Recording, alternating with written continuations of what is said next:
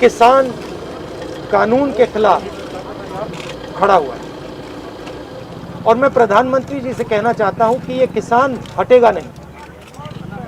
प्रधानमंत्री को ये नहीं सोचना चाहिए कि किसान और मजदूर घर चले जाएंगे, नहीं जाएंगे।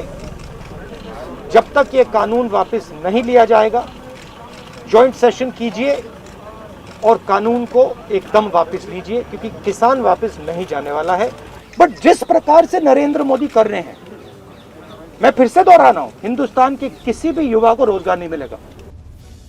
क्योंकि हम ये मानते हैं कि जो कुछ उन्होंने बोला है वो आदतन बोला है, फितरतन बोला है, शरारतन बोला है। वो अगर आज आकर ये कहते हैं कि हम किसान दिवस पर किसानों के साथ खड़े हैं, तो मेरा किसान भाइयों से विनम्र निवेदन है कि इनकी फितरत को पहचानिए। जैसा इन्होंने छल प्रपंच स्वर्गीय चौधरी चरण सिंह जी के साथ किया था, वैसा ही ये आपके साथ करने का प्रयास कर रहे हैं। हम किसानों के प्रति पूरी तरीके से संवेदनशील हैं। कृषि मंत्री जी ने खुले मन से वार्ता के लिए भी तैयार हैं। उन्होंने लिखित में पत्र भी दिया है। प्रधानमंत्री जी ने, मोदी जी की सरकार ने जितना किसानों के लिए किया है, संख्यात्मक दृष्टि से और भावनात्मक दृष्टि से। अगर आप भी लेना चाहते हैं देश दुनिया की तमाम जानकारी, तो आज ही सब्सक्राइब करें हमारे चैनल को। साथ ही नीचे दिए बेल आइकन को जरूर दबाएं ताकि हर अपडेट आप तक पहुंच सके। नमस्कार, प्रभाव साक्षी न्यूज नेटवर्क और आप सभी का स्वागत है। सरकार ने प्रदर्शन कर रहे किसान संगठनों को वार्ता के लिए गुरुवार को फिर आमंत्रित किया और बातचीत के लिए नई तारीख बताने को कहा है। तो दूसरी ओर विपक्षी दलों ने एक संयुक्त बयान जारी कर संसद का संयुक्त सत्र बुलाने और नए कृषि कानून बनाने की मांग की है।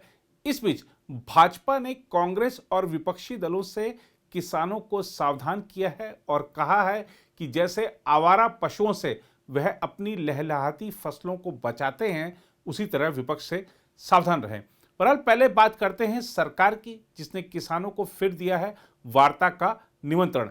कृषि और किसान कल्याण मंत्रालय के संयुक्त सचिव विवेक अग्रवाल ने 40 किसान नेताओं को लिखे 3 पन्नों के पत्र में कहा है, मैं आपसे फिर आग्रह करता हूं कि प्रदर्शन को समाप्त कराने के लिए सरकार सभी मुद्दों पर खुले मन से और अच्छे इरादों से चर्चा करती रही है तथा ऐसा करती रहेगी।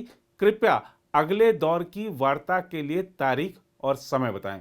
सरकार और किसान संगठनों के बीच पिछले 5 दौर की वार्ता का अब तक कोई नतीजा नहीं निकला है।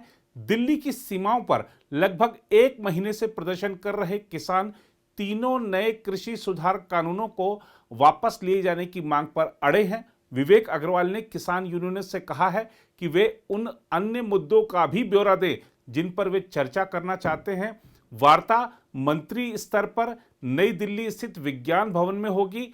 न्यूनतम समर्थन मूल्य यानी एमएसपी के मुद्दे पर अग्रवाल ने कहा है कि कृषि कानूनों का इससे कोई लेना देना नहीं है और न ही इसका कृषि उत्पादों को तय दर पर खरीदने पर कोई असर पड़ेगा। उन्होंने कहा कि यूनियनों को प्रत्येक चर्चा में यह बात कही जाती रही है और यह भी स्पष्ट किया गया है कि सरकार एमएसपी पर लिखित आश्वासन देने को तैयार है।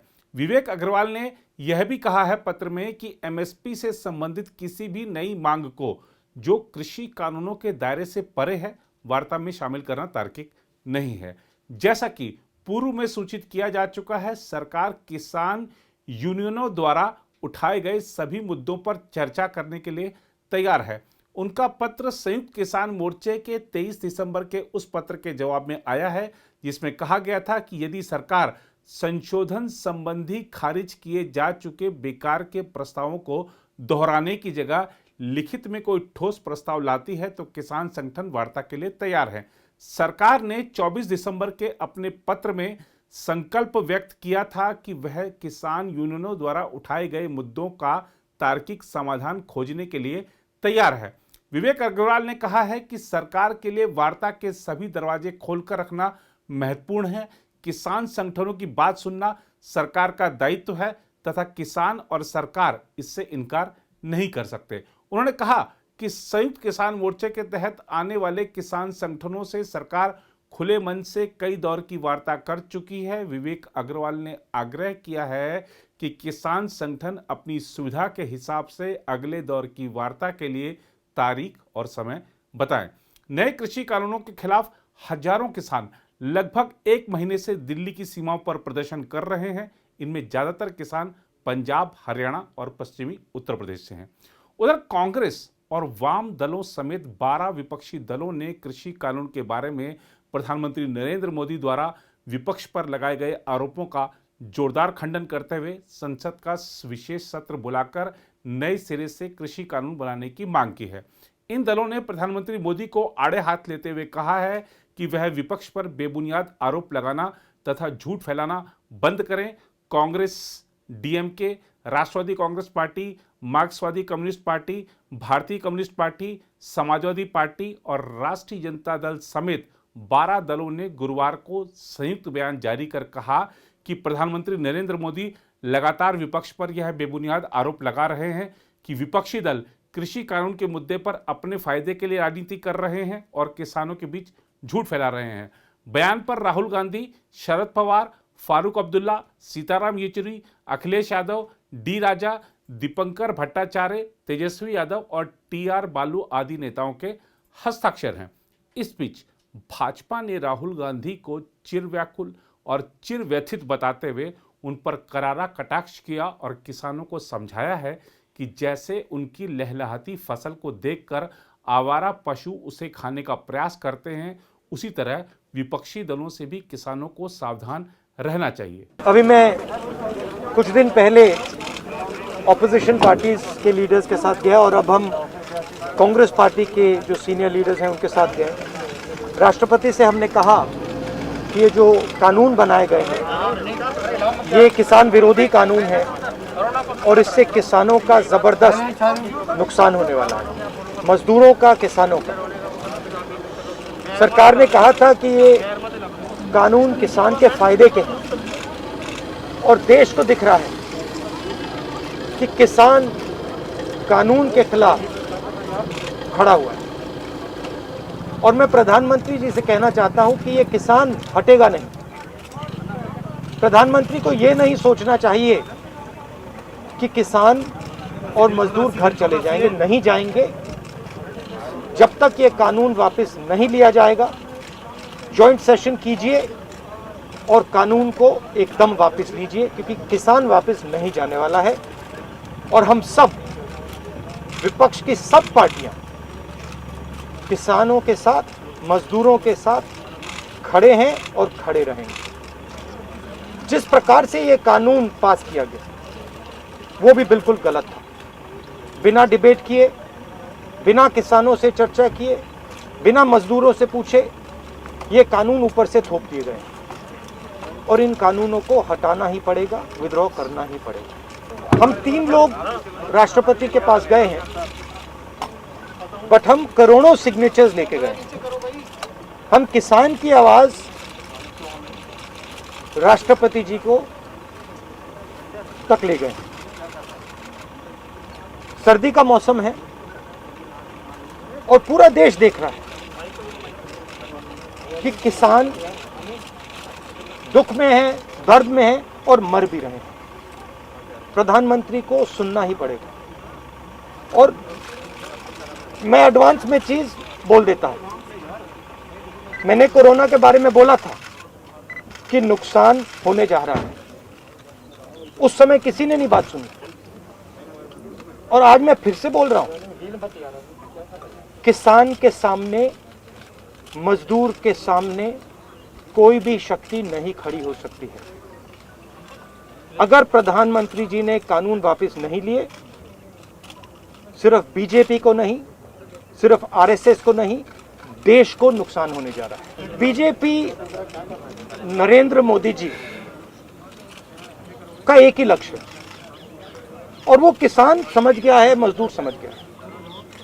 लक्ष्य है कि उनके आसपास जो 2, 3, 4 बड़े क्रोनी कैपिटल्स हैं, उनके लिए पैसे बनाने का काम नरेंद्र मोदी जी करते हैं। आपने थोड़ा सा करना है, आपने 2-3 लोगों की मदद करनी है, थोड़ा सा करना है, आप कर सकते हो। बट जिस प्रकार से नरेंद्र मोदी कर रहे हैं, मैं फिर से दोहरा रहा हूं, हिंदुस्तान के किसी भी युवा को रोजगार नहीं मिलेगा। सारे छोटे बिजनेस, सारे मिडिल साइज बिजनेस खत्म हो जाएंगे। और दूसरी बात याद रखिए, जिस चीज को आप सब भूल गए हैं, चाइना बॉर्डर पे बैठा है। चाइना ने हिंदुस्तान की हजारों किलोमीटर जमीन छीन ली है। प्रधानमंत्री उनके बारे में क्यों नहीं कहते? उसके बारे में चुप क्यों है? तो मेरा कहना है कि पूरा का पूरा कॉम्बिनेशन बन रहा है। एक तरफ आप अपने सिस्टम को तोड़ रहे हो, आप अपने लोगों को लड़ा रहे हो, आप अपने किसान को मार रहे हो, मजदूर को मार रहे हो, और दूसरी तरफ बाहर से फोर्सेस देख रही हैं, कह रहे हैं कि बहुत अच्छा है, नरेंद्र मोदी हिंदुस्तान को कमजोर कर रहा है और हमारे लिए अच्छी अपॉर्चुनिटी बनने जा रही है। मैं देश को बता रहा हूं, मैं वार्निंग दे रहा हूं कि आप देखिए क्या हो रहा है। और मैं आपको भी कह रहा हूं, प्रेस वालों को भी कह रहा हूं, मैं समझता हूं कि आपको सैलरी मिलती है और आपके लिए बहुत मुश्किल है, मैं समझता हूं बात, इसलिए आप नहीं कह पाते हो जो आपको कहना है। मगर आपके देश को, हमारे देश को बहुत जबरदस्त नुकसान होने वाला है। बहुत डेंजरस रास्ते पर यह देश चल रहा है। आज भारतीय राजनीति के चिर युवा, चिर व्याकुल, चिर व्यथित, चिर कुपित, अंग्रेजी माध्यम वालों के लिए भी मैं स्पष्ट कह देता हूं, perpetually youth, perpetually disenchanted, perpetually frustrated and perpetually agitated. Rahul Gandhi ji ने अपने स्वभाव और प्रवृत्ति के अनुरूप अनेक प्रकार के आरोप, प्रत्यारोप, निराधार आरोप, अनर्गल आरोप, उनका वाचन आपके समक्ष किया। जो कुछ उन्होंने बोला उसमें कितना तथ्य है, ये मैं कुछ बिंदुवार उनका उत्तर देने का प्रयास करता हूं, क्योंकि हम ये मानते हैं कि जो कुछ उन्होंने बोला है वो आदतन बोला है, फितरतन बोला है, शरारतन बोला है। ये उनकी आदत में शुमार है। उन्होंने कहा हम किसानों के साथ खड़े हैं। तो माननीय राहुल जी, आज के समय में आप केरल से सांसद हैं, वायनाड से। क्या केरल में एपीएमसी एक्ट है? यदि नहीं तो वहां के किसानों के साथ क्यों नहीं खड़े हैं? यह कैसे संभव है कि कोई चीज केरल के लिए अच्छी है और दिल्ली में खराब है? तो आप कहां और किस किसान के साथ किस रूप में खड़े हैं, यह स्पष्ट करना चाहिए। दूसरा, उन्होंने कहा कि बड़े बड़े उद्योगपतियों के साथ सरकार का संबंध है। तो मैं आप सभी को बताना चाहता हूं कि खाद्य प्रसंस्करण में, यानी फूड एंड एग्रीकल्चर के क्षेत्र में दुनिया की सबसे बड़ी एमएनसी कौन है? नेस्ले। उसका कब से चल रहा है काम? पंजाब में लंबे समय से। दूसरे नंबर पे सबसे बड़ी कौन है? पेप्सी, राजीव गांधी जी के जमाने से, 88 से। अभी अमरिंदर सिंह जी ने 2019 में फैक्ट्री का उद्घाटन किया। हम तो सिर्फ राहुल गांधी जी से यह कह रहे हैं, भाई उन बड़ी बड़ी कंपनियों से वहां लाभ हो रहा है पंजाब में या नुकसान हो रहा है? यदि नुकसान हुआ तो अभी तक आपने क्या कार्रवाई की? और यदि लाभ हुआ तो उस लाभ को आप दूसरी जगहों पे क्यों वंचित करना चाहते हैं? स्पष्ट कर दें, इसमें कोई किंतु परंतु की गुंजाइश नहीं है। फूड कॉरपोरेशन ऑफ इंडिया को किसी प्राइवेट कॉरपोरेट का पहला कॉन्ट्रैक्ट कब गया, किस सरकार में गया, कितने वर्षों के लिए गया, कितने प्रतिशत एश्योर्ड प्रॉफिट यानी निश्चित मुनाफे के साथ गया, ये आप लोग स्वयं सर्च कर लीजिएगा और फिर कभी उनसे पूछ लीजिएगा। अगला उन्होंने आरोप लगाया कि किसान यहां बैठे हुए हैं और किसी के ऊपर भी आरोप लगा दिया जाता है, उसको देश विरोधी कह दिया जाता है। तो राहुल गांधी जी के सुलभ संज्ञान के लिए मैं उन्हें पुनः स्मरण कराना चाहता हूं।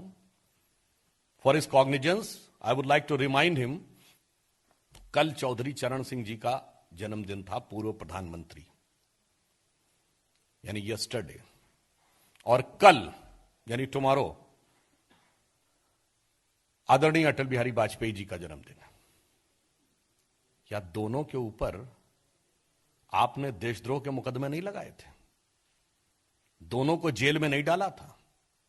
और मैं किसान भाइयों से भी कहना चाहूंगा, चौधरी साहब जब पहली बार उत्तर प्रदेश में मुख्यमंत्री बने तो जनसंघ घटक के 97 एमएलए थे, जनसंघ ने मुख्यमंत्री बनाया और उनकी सरकार को बर्खास्त किसने किया? कांग्रेस ने। और वो केंद्र की कांग्रेस की, इंदिरा गांधी की अल्पमत की सरकार किसके समर्थन पे चल रही थी? कम्युनिस्टों के समर्थन पे। संयुक्त विधायक दल की सरकार 1969।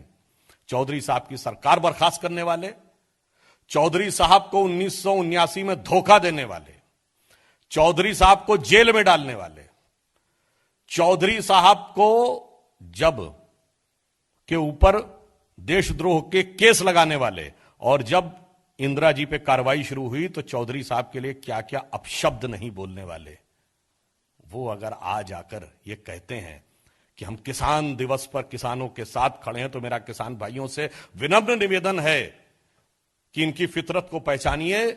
जैसा इन्होंने छल प्रपंच स्वर्गीय चौधरी चरण सिंह जी के साथ किया था, वैसा ही ये आपके साथ करने का प्रयास कर रहे हैं। और अटल जी के साथ क्या हुआ है सबको पता है। इसलिए लोकतंत्र के बारे में जब ये लोग प्रवचन देना शुरू करते हैं, जिन्होंने, शायद आप लोगों में से बहुत से लोगों को नहीं ध्यान हो कि जॉर्ज फर्नांडिस के ऊपर बड़ौदा डायनामाइट केस, बम धमाके का केस लगाकर, हाथ में हथकड़ी लगाकर सड़क पे चलाया, वो लोग आकर अगर आज ये बात करते हैं तो मुझे लगता है पंचतंत्र में जैसे कहते हैं ना, श्रगाल प्रवचन दे रहा है, इसको शब्दशः न लिया जाए, मैं प्रतीक में कह रहा हूं, वैसा प्रतीत होता है। उसके बाद उन्होंने कही कि साहब ये तो किसी के भी खिलाफ बोल देंगे। सरसंघ चालक भागवत जी के बारे में भी बोल दिया। भाई आप तो बोल चुके हैं। संघ के बारे में आतंकवाद की बात आप किससे बोल चुके हैं? अरे भैया अमेरिकी अधिकारियों से बोल चुके हैं। आपके गृह मंत्री सदन में माफी मांग चुके हैं और आप कोर्ट में माफी मांगने की प्रक्रिया में चल रहे हैं। तो मेरे विचार से यहां पर भी उनकी स्थिति बहुत स्पष्ट है। किसानों के बारे में जो लोग यह कह रहे हैं, हम किसानों के प्रति पूरी तरीके से संवेदनशील हैं। कृषि मंत्री जी ने खुले मन से वार्ता के लिए भी तैयार हैं। उन्होंने लिखित में पत्र भी दिया है। प्रधानमंत्री जी ने, मोदी जी की सरकार ने जितना किसानों के लिए किया है, संख्यात्मक दृष्टि से और भावनात्मक दृष्टि से, both statistically and emotionally, Bharat के इतिहास में अभूतपूर्व है। फिर भी जिन लोगों ने हमेशा धोखा दिया है, जिन्होंने हमेशा छल किया है, मैं पूछना चाहता हूं, चौधरी महेंद्र सिंह टिकैत जी का 1988 का जो आंदोलन था, उसकी कितनी बातें मान ली थी बाद में? किसानों के बड़े बड़े आंदोलन हुए। एक जमाने में चौधरी देवीलाल जी के नेतृत्व में, चौधरी चरण सिंह जी के नेतृत्व में, सरदार प्रकाश सिंह बादल जी के नेतृत्व में, शरद जोशी जी के नेतृत्व में, जिन्होंने हमेशा किसानों के साथ बेईमानी की, वो आज रहनुमाई करने के लिए आ रहे हैं। मुझे तो वही पंक्ति याद आती है कि ये बलमा बड़े बेईमान हमें पटियाने आए हैं। तो मेरे विचार से भारत के सुधी किसान इन विषयों को भी अच्छी तरह समझते हैं। अब चीन को भी बीच में ले आए, तो मुद्दों की तो कोई वही नहीं है, कहीं से कुछ भी पहुंच जाएंगे। कहते हैं चीन ने भारत की जमीन पर कब्जा किया है, तो मैं याद दिलाना चाहता हूं राहुल गांधी जी, यह कब्जा खानदानी है, आपके खानदान की देन है। तो अपने खानदानी कब्जे को हमेशा ध्यान रखना चाहिए। हमारे दौर में, मोदी जी की सरकार के समय में, मैं याद दिलाना चाहता हूं, आपके और हमारे दौर में क्या अंतर रहा। आपके में बांडुंग कॉन्फ्रेंस में जाकर नेहरू जी कहते थे कि चीन को नहीं शामिल किया तो हम शामिल नहीं होंगे, और चीन के लिए वकालत करते थे कि संयुक्त राष्ट्र संघ में रखा जाए। हमने क्या किया? संयुक्त राष्ट्र संघ में मसूद अजहर आतंकवादी घोषित हुआ, चीन के न चाहते हुए। शंघाई कॉरपोरेशन के प्रस्ताव में आतंकवाद का विषय आया, चीन के न चाहते हुए। धारा 370 के ऊपर चीन कोई भी कहीं एक प्रस्ताव नहीं ला पाया। पूरा प्रयास करने के बाद मिसाइल टेक्नोलॉजी कंट्रोल रिजीम में हम सदस्य बने, चीन हमें बनने से नहीं रोक पाया। इसके बावजूद आपको यह यथार्थ नजर नहीं आता है। तो अब मैं आगे की बात कहता हूं। उन्होंने चोरी की भी बात कह दी।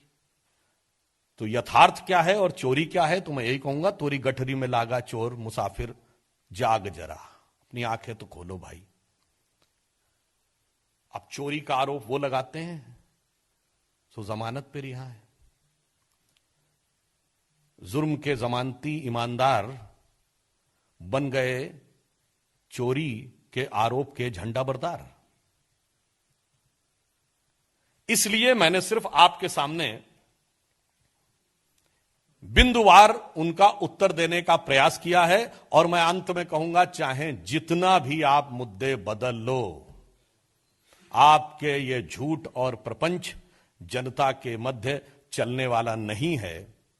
और कितने भी चेहरे बदलो, कितने भी आप आंदोलनों का लाभ उठाने का प्रयास करो, मैं किसान भाइयों से भी विनम्रता से अनुरोध करूंगा कि जब आपकी फसल लहलहाती हुई खेत में खड़ी होती है तो बहुत से गुजरने वाले इधर उधर के आवारा पशु, फिर मैं कैवियट के साथ कह रहा हूं कि शब्दशः न लिया जाए, प्रतीक में लिया जाए, आवारा पशु आकर उसे चरने का प्रयास करते हैं, मगर मुस्तैद किसान पूरी मुस्तैदी के साथ डंडा लाठी लेकर उनको बाहर कर देता है अपने खेत से। और मैं यहां अनुरोध करूंगा और मुझे पूर्ण विश्वास है कि हमारे किसान बहुत विवेकशील हैं और कौन उनकी फसल को ललचाई नजर से चरने की दृष्टि से देख रहा है, इसके बारे में वो पूरी तरीके से सतर्क हैं और लाठी लेकर मुस्तैद रहेंगे। बस मैं अंत में यह कहूंगा कि जितने झूठ रचने थे वो झूठ रच लिए, जितने मुद्दे बदलने थे बदल लिए, जितने आईने बदलने थे बदल लिए, मगर चेहरा नहीं बदलता। यह पंक्ति कहकर समाप्त करूंगा कि सच जरा सा घटे या बढ़े तो सच सच न रहे। सच जरा सा घटे या बढ़े तो सच सच न रहे, मगर झूठ की तो कोई इंतहा नहीं। और लाख चेहरे बदलकर, यहां पे मैं कहूंगा लाख मुद्दे बदलकर खड़ा हो जाऊं मैं, मगर ये आईना कमबख्त झूठ बोलता ही नहीं।